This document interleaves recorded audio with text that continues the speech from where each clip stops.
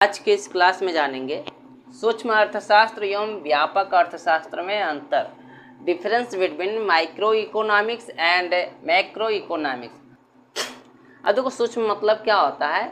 सूक्ष्म मतलब होता है छोटा, और इसे हम क्या बोलते हैं? इंग्लिश में माइक्रो बोलते हैं, ठीक है।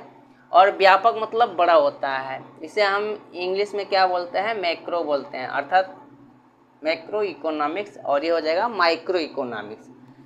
अब देखो, अध्ययन की बात करते हैं तो यह व्यक्तिगत उपभोक्ता इकाई या परिवार के व्यवहार का अध्ययन करता है। जो सूक्ष्म अर्थशास्त्र होता है, माइक्रो इकोनॉमिक्स, वो क्या करता है? व्यक्तिगत जो भी उपभोक्ता होते हैं या कोई इकाई यूनिट होता है या परिवार के जो व्यवहार होते हैं, उसका अध्ययन सूक्ष्म अर्थशास्त्र में होता है। यह संपूर्ण अर्थव्यवस्था का अध्ययन करता है। और जो व्यापक अर्थशास्त्र होता है, मैक्रो इकोनॉमिक्स होता है, वो पूरी अर्थव्यवस्था का अध्ययन किसमें होता है? व्यापक अर्थशास्त्र में होता है।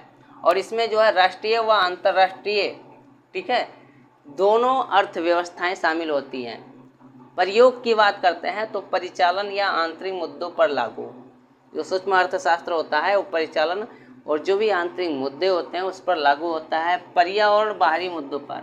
और व्यापक अर्थशास्त्र जो है पर्यावरण और बाहरी मुद्दों पर लागू होता है। क्षेत्र की बात करते हैं, विभिन्न प्रकार के क्षेत्रों को शामिल करता है। जो माइक्रो इकोनॉमिक्स होता है उसमें जो है विभिन्न प्रकार के क्षेत्र शामिल होते हैं, जो निम्नलिखित है, जिसमें मांग हो गया, आपूर्ति, वस्तु मूल्य निर्धारण, उत्पादन हो गया और उपभोग हो गया, आर्थिक कल्याण हो गया, वास्तविक मूल्य निर्धारण आदि जो है इसमें शामिल की जाती हैं। व्यापक अर्थशास्त्र में जो है विभिन्न प्रकार के क्षेत्रों को शामिल किया जाता है, जैसे राष्ट्रीय आय हो गया, ठीक है, नेशनल इनकम, और सामान्य मूल्य, स्तर वितरण, रोजगार, धन आदि, ये सभी चीज़ें इसमें शामिल की जाती हैं। अब देखो, संबंध की बात करते हैं तो सूक्ष्म अर्थशास्त्र जो है व्यक्तिगत आर्थिक चर से संबंधित है, और व्यापक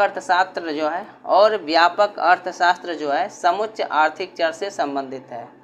अब देखो, सीमाएं की बात करते हैं तो यह समाज में पूर्ण रोजगार एवं मुक्त बाजार जैसी अवास्तविक धारणाओं पर आधारित है, जो संभव नहीं है।